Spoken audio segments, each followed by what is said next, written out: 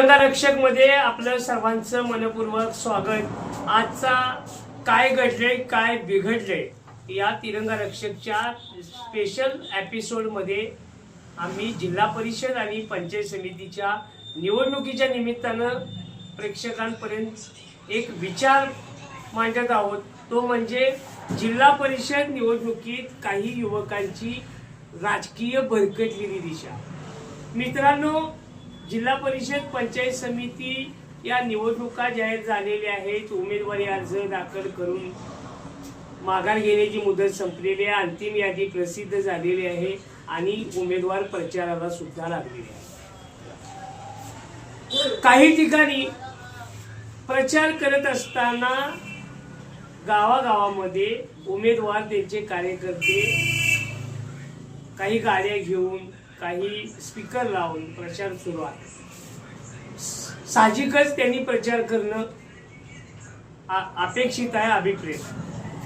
परंतु यामध्ये विभागाचं हे इलेक्शन, विभागाच्या निवडणुका या पार पडत असताना काही गावामध्ये मात्र विरोधाला विरोध म्हणून फक्त काही युवा कार्यकर्ते या निवडणूक रिंगणात उतरल्याचे चित्र दिसते। खरं तर जिल्हा परिषद किंवा पंचायत समितीमध्ये उमेदवार निवडून आल्यानंतर कोणत्या तरी पक्षाची सत्ता असेल, दोन पक्षांची मिळून सत्ता असेल, काही वेळा दोन आघाड्यांची मिळून सत्ता होईल, हा भविष्यातला भाग आहे।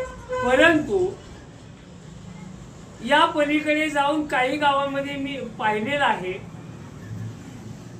की विरोध करायचा म्हणून एखाद्या पक्षाचा झेंडा हातात घेऊन गावामध्ये दुफळी 3 गट 4 गट आहे हे दाखवण्याचा प्रयत्न जरूर करा।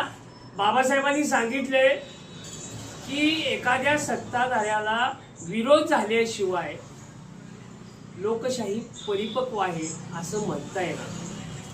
पण आता या निवडणुकीमध्ये काय होतंय की स्थानिक ग्रामपंचायतीचा विषय डोक्यामध्ये ठेवून, भावकीचं राजकारण डोक्यामध्ये ठेवून विरोधाला विरोध म्हणून केला जातो। परंतु या अशा दिशा भरकटलेल्या युवकांना मी आज तिरंगा रक्षकच्या माध्यमातून सांगू इच्छितो की विरोधाला विरोध करून तुम्ही एखाद्या पक्षाचा झेंडा हातामध्ये घेऊन भविष्यामध्ये ज्या उमेदवाराचा झेंडा तुम्ही हातामध्ये घेणार आहात तो उमेदवार, त्यांचा पक्ष आपल्या गावातील दलित, पददलित, वंचित, विधवा, परित्यक्त्या, शोषित घटकांचे प्रश्न जर एखादे अडचणीचे प्रसंग असतील तर हे पक्ष किंवा ज्यांचा तुम्ही झेंडा हातामध्ये घेऊन नाचवताय ते त्या मदतीला धावून येतील का, हा देखील विचार या युवकांनी केला पाहिजे। युवकांनी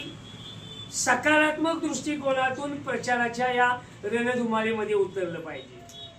काही युवक तर पदवीधर आहेत, उच्च पदवीधर आहेत, शिक्षित आहेत, ते सुद्धा अशा काही भुरसटलेल्या, ज्यांना लोकशाही माहिती नाही, ज्यांना लोकप्रतिनिधीचं अधिकार कर्तव्य माहित नाही, ज्यांना संविधानाचा अभ्यास नाही, संविधानाने निर्माण झालेली ग्रामपंचायत, जिल्हा परिषद अधिनियम माहित नाही, अशा लोकांच्या मागे झेंडा नाचवत बसण्यापेक्षा खऱ्या अर्थानं लोकशाही काय आहे हे समजून घेऊन जर गावातून एका विचाराने मतदान केलं, एका विचाराने जर चालले, ज्या गावामध्ये एक विचाराने चाललेलं यापूर्वी चाललेलं आहे अशा ठिकाणी जर चाललं तर खरंच विधायक कामं, विकास कामं मागायलाही नैतिक अधिकार पोचतो।